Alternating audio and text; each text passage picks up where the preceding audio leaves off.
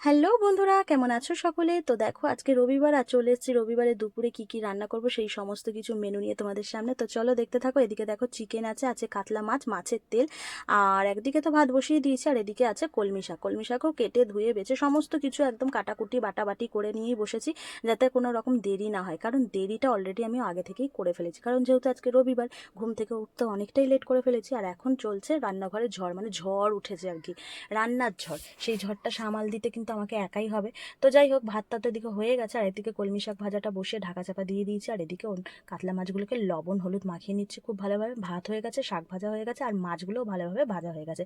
মাছ ভাজার তেলে এখন ভেজে নিচ্ছি আলু, আর এদিকে চিকেন। যেহেতু ঝড়টাকে একাই আমাকে সামাল দিতে হবে, তাই দুটো ওভেনে দুটো কড়াই বসিয়ে দিয়েছি। একদিকে করব দই কাতলা, আর একদিকে চিকেন কষা।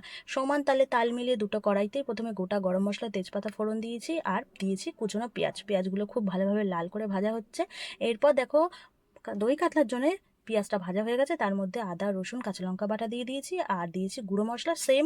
আবার চিকেনের কড়াইটাতেও দিয়ে দিয়েছিলাম আদা রসুন কাঁচা লঙ্কা বাটা, গুঁড়ো মশলা মানে হলুদ জিরে ধনে এই সমস্তই, আর সাথে ছিল একটু কাশ্মীরি রেড চিলি পাউডার।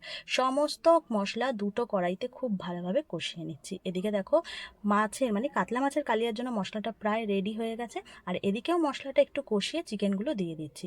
চিকেনটা এবার বেশ ভালো করে অনেকক্ষণ ধরে কষাতে হবে। ব্যাস, এটার চ্যাপ্টারটা এখন কষাতেই থাকবো। অন্যদিকে মাছের জন্য মশলাটা প্রায় রেডি হয়ে গেছে, তখন দিয়ে দিলাম ফ্যাটানো টক দইটা দিয়ে আবারও খুব ভালোভাবে নাড়াচাড়া করে নিচ্ছি যতক্ষণ না তেলটা ভালোভাবে ছেড়ে আসছে। তো দেখো, অনেকটা তেল ছেড়েই এসছে, আর রঙটাও খুব ভালো এসছে। এই সময় দিয়ে দিলাম ভেজে রাখা আলু। ব্যাস, আলু দিয়ে হালকা নাড়াচাড়া করে নিচ্ছি, আর তারপর দিয়ে দেবো অল্প পরিমাণে ঝোলের জন্য জল।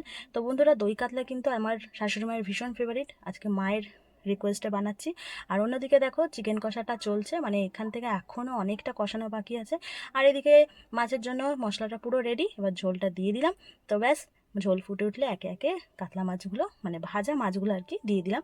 তারপর হালকা ঢাকা চাপা দিয়ে রেখে দিচ্ছি। আর অন্যদিকে চিকেনটা প্রায় কষে গেছে খুব ভালোভাবে, একদম তেল ছেড়ে গেছে। এটাতেও দিয়ে দেবো ঝোলের জন্য জল, যতটা পরিমাণে লাগে আর কি। সমস্ত কিছু লবণ হলুদ দিয়ে একদম রেডি করে নিয়েছি। এ দেখো, ঝোল দিয়ে দিচ্ছি, আর দুটো ফুটতে থাকুক। আর এদিকে দেখো, মাছের কালিয়াটা প্রায় রেডি, সবশেষে দিয়ে দিলাম গরম মশলা গুঁড়ো, আর ওপর থেকে ছড়িয়ে দিচ্ছি একটু ঘি। এটা না দিলে কিন্তু একদম জমে না। তো যাই হোক, আজকে দই কাতলা রেডি, আর অন্যদিকে চিকেন কষাও রেডি। তো বন্ধুরা, ফাইনালি আজকে আমার রান্না কমপ্লিট। শাক ভাজা, ছেলের জন্য একটা মাছ ভাজা, এখানে দই কাতলা, আর এদিকে চলছে চিকেন কষা। আর সবশেষে বলেছিলাম দই তেল পাতুরি বানাবো, সেটা কিন্তু একদম বানিয়েই ছেড়েছি। কেমন লাগলো আজকের ভিডিওটা অবশ্যই জানিয়ে। দেখার জন্য ভিডিওতে টাটা।